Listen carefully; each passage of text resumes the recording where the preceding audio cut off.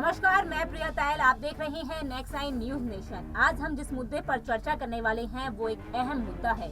महाराष्ट्र में राजनीतिक हलचल बीते दिनों हमें देखने को मिली। उस बीच अब उद्धव ठाकरे के एक फैसले ने एकनाथ शिंदे और बीजेपी की नींद उड़ा कर रखी है। एकनाथ शिंदे ने एनडीए की जो उम्मीदवार है, राष्ट्रपति उम्मीदवार द्रौपदी का समर्थन करने का ऐलान किया है।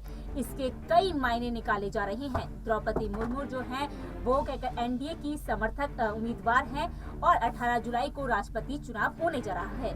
उससे पहले उद्धव ठाकरे का राष्ट्रपति उम्मीदवार के लिए एनडीए की उम्मीदवार जो हैं द्रौपदी का समर्थन करना, इसके कई मायने निकाले जा रहे हैं, क्योंकि वो बीजेपी से उनका गठबंधन बीते साल टूट गया था, जिसके बाद से अब वो बीजेपी के उम्मीदवार का समर्थन कर रहे हैं। ऐसे में महाविकास अघाड़ी के उनके पर उस पर क्या कहते हैं, उनका जो महाविकास अघाड़ी पर उनका रिश्ते पर असर पड़ता हुआ दिख सकता है। इसके ऊपर ज्यादा चर्चा हम बातचीत करेंगे राकेश जी के साथ। राकेश जी, जो उद्धव ठाकरे का ये फैसला है जिसमें उन्होंने कहा है कि हमारे जितने भी कार्यकर्ता थे और जितने भी विधायक थे, उन्होंने कहा था कि द्रौपदी मुर्मू का समर्थन किया जाए, जिसके बाद हमने उनका समर्थन किया है। ऐसा उन्होंने साफ कहा है कि उस पर कोई दबाव नहीं था, सिर्फ और सिर्फ उन्होंने अनुरोध किया था। अनुरोध के तौर पर ये समर्थन किया जा रहा है।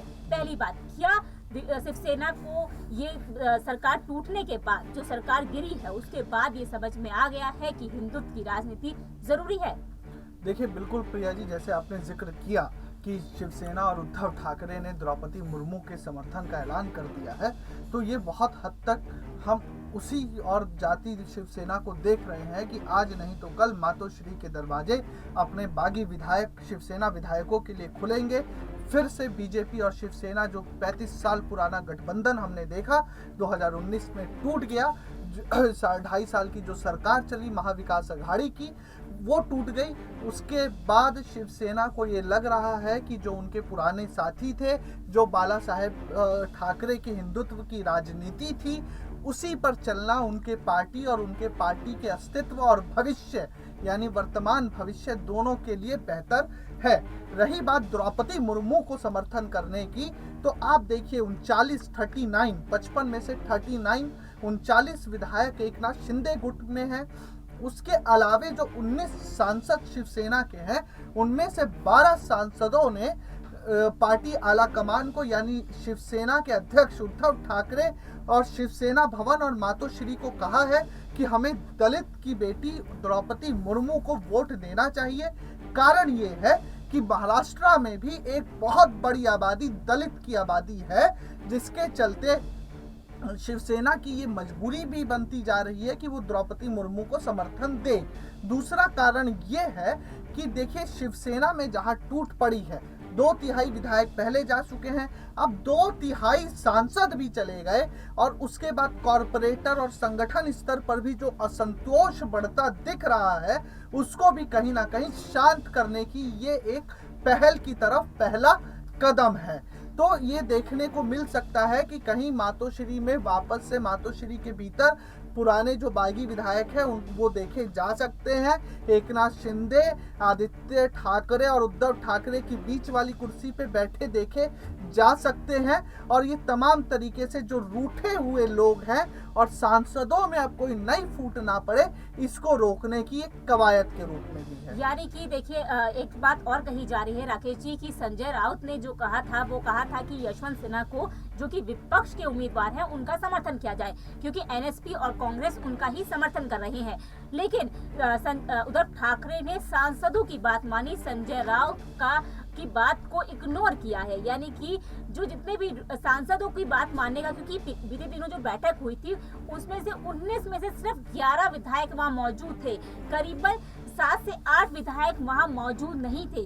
शायद सांसदों की बात मानने का यही एक जरिया था उद्धव ठाकरे को मनाने की, कि शायद अगर उद्धव ठाकरे ने सांसदों की बात नहीं मानी तो एक बार फिर जो सांसद उनके सपोर्ट में है वो भी बागी हो सकते हैं, और उनका जो महाराष्ट्र की राजनीति में एक घमासान चल रहा है शिवसेना को लेकर, यानी कि एकनाथ शिंदे की शिवसेना है या कि उद्धव ठाकरे की, उसमें उद्धव ठाकरे की कहीं ना कहीं हार हो सकती है। क्या उद्धव ठाकरे ने अपनी शिवसेना को बचाने के लिए ये कदम उठाया है? बिल्कुल प्रिया, ये इस बात को हम समझ सकते हैं कि ये उसी तरफ का एक कदम है कि और नई फूट ना पड़े शिवसेना में। रही बात संजय राउत की, तो संजय राउत ने जो ये बयान दिया था कि हमें कांग्रेस और एनसीपी यानी विपक्ष के जो साझा उम्मीदवार है यशवंत सिन्हा, उनको समर्थन देना चाहिए। लेकिन शिवसेना के प्रमुख उद्धव ठाकरे को ये बात समझ में आ चुकी है कि संजय राउत एक बहुत बड़े संगठन प्रबंधक के रूप में बेहतर साबित नहीं हो सकते। अगर वो बेहतर संगठन प्रबंधक होते तो एकनाथ शिंदे और तमाम विधायक बीजेपी से जाकर मिलते नहीं या गुवाहाटी में जाते नहीं।